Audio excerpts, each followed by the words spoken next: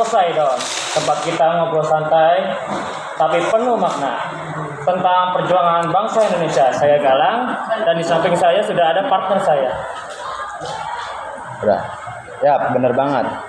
Aku Paro dan hari ini kita bakal bahas dua organisasi keren yang jadi pelopor. Organisasi keren yang kebangkitan nasional kita, yaitu Budi Utomo dan Sekret Islam.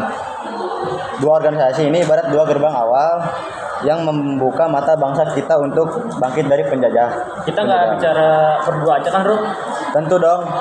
Kita udah kedatangan dua narasumber keren yang bakal bantu jelasin semuanya dengan tuntas, yaitu Sipa dan Nasita. Halo kalian berdua, senang banget kalian bisa datang ke sini. Hai Galang, hai Fahrul, dan hai Sobat Sejarah semua. Senang banget bisa ngobrol bareng kalian hari ini. Topik hari ini menarik banget nih, karena inilah fondasi kesadaran kita sebagai bangsa. Halo semuanya, wah topiknya seru banget nih. Siap banget buat bahas sejarah kebangkitan bangsa. Dari ideologis elitis sampai gerakan massa yang masif. Kita bakal bahas tuntas semuanya hari ini. Kita mulai dari yang paling awal, yaitu Budi Utomo. Siapa boleh dong jelasin dulu ke kita apa sih sebenarnya Budi Utomo itu dan mengapa ia menjadi penanda sejarah penting? Oke, jadi Budi Utomo itu didirikan pada tanggal 20 Mei 1908 oleh Dr. Sutomo dan para mahasiswa Sofia, sekolah dokter di Jawa di Batavia. Jadi awal munculnya itu dari kalangan pelajar ya sih Pak? Ya, benar banget Fahrul. Para pelajar Sofia waktu itu prihatin melihat kondisi rakyat yang tertinggal akibat penjajahan Belanda. Mereka ingin meningkatkan pendidikan dan martabat bangsa. Namun sebenarnya organisasi ini lahir berkat dorongan ide-ide cemerlang dari Dr. Wahidin Sudirohusodo yang menginspirasi para pelajar Sofia, dan akhirnya ia yang berkeliling Jawa untuk menyebarkan pentingnya pendidikan sebagai jalan untuk memajukan bangsa. Nah, tujuan utamanya itu adalah memajukan pendidikan dan kebudayaan rakyat Jawa dan Madura, terutama untuk kalangan piai pelajar. Awalnya, organisasi ini non-politik. Mereka fokus pada bidang pendidikan, sosial, dan kebudayaan. Mereka percaya bahwa kemajuan bangsa dimulai dari mencerdaskan rakyatnya dulu, bukan langsung melawan fisik. Wah, keren banget ya. Berarti mereka sadar banget pentingnya pendidikan sejak dulu. Tapi kenapa sih Pak Budi Utomo dianggap sebagai organisasi yang bersejarah banget? Kenapa sampai tanggal berdirinya dijadikan Hari Kebangkitan Nasional? Karena Budi Utomo itu adalah organisasi pergerakan nasional modern pertama di Indonesia. Sebelum Budi Utomo, perjuangan masih bersifat kedaerahan, misalnya perang di Ponegoro atau perlawanan di Aceh. Semuanya terpisah-pisah. Lewat Budi Utomo inilah muncul semangat baru. Kita adalah satu bangsa Hindia, kemudian menjadi Indonesia. Ini adalah titik balik dari perjuangan fisik kedaerahan menjadi perjuangan terorganisir yang menyentuh kesadaran politik dan nasional. Dan itu juga sebabnya tanggal 20 Mei diperingati sebagai Hari Kebangkitan Nasional ya? Yap, benar banget. Pemerintah Indonesia menetapkan 20 Mei sebagai Hari Kebangkitan Nasional untuk mengenang lahirnya semangat perjuangan bangsa melalui Budi Utomo. Wah, berarti dari sinilah muncul kesadaran nasional pertama ya. Boleh dibilang Budi Utomo itu yang menyalakan api awal perjuangan bangsa. Nasita, kalau boleh menambahkan apa peran Budi Utomo selain di pendidikan? Betul Galang, meskipun gerakannya itu terbatas di kalangan terpelajar Jawa dan Madura dan menggunakan bahasa Belanda dalam rapat-rapat, Budi Utomo juga berhasil menanamkan ide penting, yaitu perjuangan harus dilakukan secara terorganisir dan nasional. Selain fokus di pendidikan, Budi Utomo juga berjuang untuk menghilangkan diskriminasi rasial dalam sistem pengajaran kolonial. Mereka juga mendorong penggunaan bahasa lokal dan memelihara kebudayaan.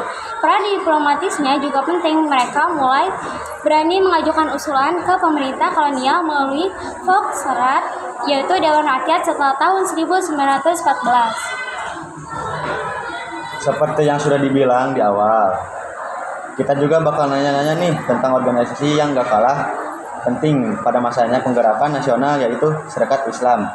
Sita, boleh ceritain dikit gak tentang awal berdirinya organisasi ini? Boleh dong. Serikat Islam ini basisnya itu berbeda dari Budi Utomo. Awalnya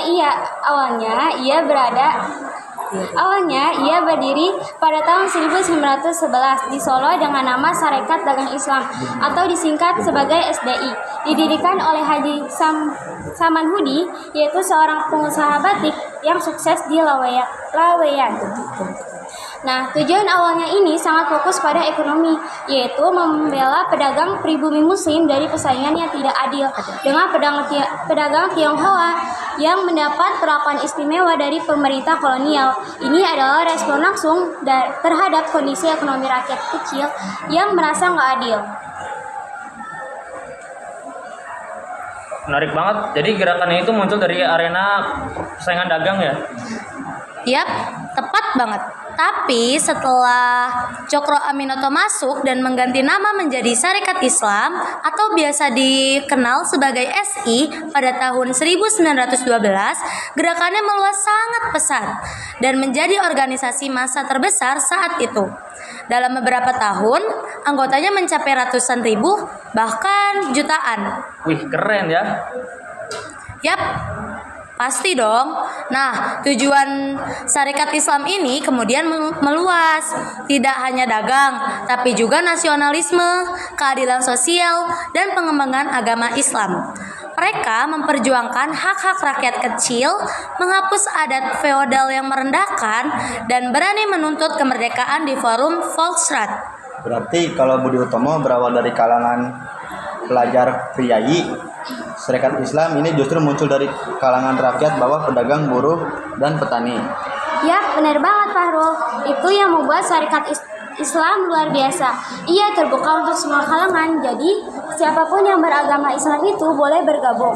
Basis masanya sangat meluas dan merakyat. Selain itu, banyak tokoh pergerakan penting bangsa yang lahir atau besar di lingkungan Sarekat Islam, seperti Soekarno yang pernah tinggal di rumah Cokro Aminoto, Semaun, dan Haji Agus Salim. Makanya rumah Cokro itu sering disebut sekolah politik karena banyak tokoh besar yang lahir di sana. Wah, keren banget. Sekarang kita masuk ke inti perbandingan. Nasita dan Sipa, kalau dibandingkan secara langsung, apa sih perbedaan utama keduanya dari sisi ideologi, basis anggota, dan strategi perjuangan? Jadi perbedaannya sangat mendasar, ibarat dua sisi mata uang yang saling melengkapi dalam kebangkitan nasional. Tepat banget. Kalau Budi Utomo itu menyalakan kesadaran nasional dari kalangan terpelajar. Sarekat Islam itu menyebarkan kesadaran itu ke seluruh lapisan masyarakat yang melalui isu yang lebih dekat dengan mereka, yaitu ekonomi dan agama. Sarekat Islamlah yang membuat pergerakan nasional menjadi gerakan massa. Wah, perbandingannya jelas banget. Jadi Budi Utomo membuka jalan dengan ide dan intelektualitas Serikat Islam, memobilisasi kekuatan rakyat dan solidaritas. Sekarang aku mau tanya nih ke Sipa dan Nasita, menurut kalian kalau dikaitkan dengan anak muda zaman sekarang, ya apa sih yang bisa kita ambil dari dua organisasi ini?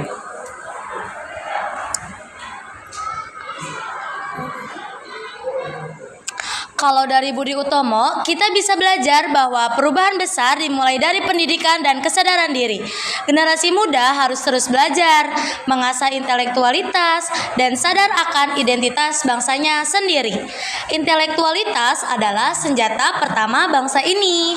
Nah, kalau dari Sarekat Islam kita bisa ambil nilai solidaritas, keadilan, dan keberanian berjuang untuk rakyat kecil. Kita nggak perlu angkat senjata, tapi kita bisa berjuang melawan ketidakadilan itu dalam bentuk bantu UMKM, jaga toleransi, atau lawan hoaks. Nasionalisme sejati harus inklusif, merangkul semua lapisan dari pelajar sampai pedagang kaki lima. Luar biasa, pesan yang sangat relevan. Pendidikan dan intelektualitas ala Budi Utomo dipadukan dengan solidaritas dan perjuangan rakyat ala Serikat Islam.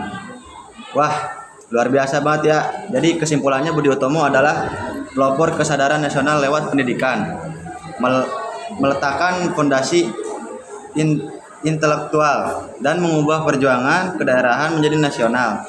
Sedangkan Serikat Islam adalah organisasi massa pertama yang memperluas perjuangan itu ke bidang ekonomi, sosial dan politik rakyat secara luas, mencetak banyak tokoh penggerakan. Setuju banget Farul, dua-duanya sama-sama penting dan saling melengkapi dalam sejarah kebangkitan bangsa kita. Mereka membuktikan bahwa perjuangan bisa dilakukan dengan cara yang sama, yaitu asal tujuannya satu, yaitu memajukan dan memerdekakan bangsa. Terima kasih banyak buat Sipa dan Nasita atas penjelasan yang keren banget dan sangat membantu pikiran anak muda zaman sekarang untuk mempertahankan kemerdekaan bangsa kita. Kalian berdua benar-benar narasumber yang keren. Sama-sama Galang dan Fahrul, senang bisa berbagi sama kalian berdua. Dan terima kasih juga bagi para pendengar Poseidon. Ingat ya, semangat nasionalis itu nggak boleh padam. Terus belajar, berkarya, dan berbanggakan bangsamu sendiri. Sampai jumpa di episode berikutnya.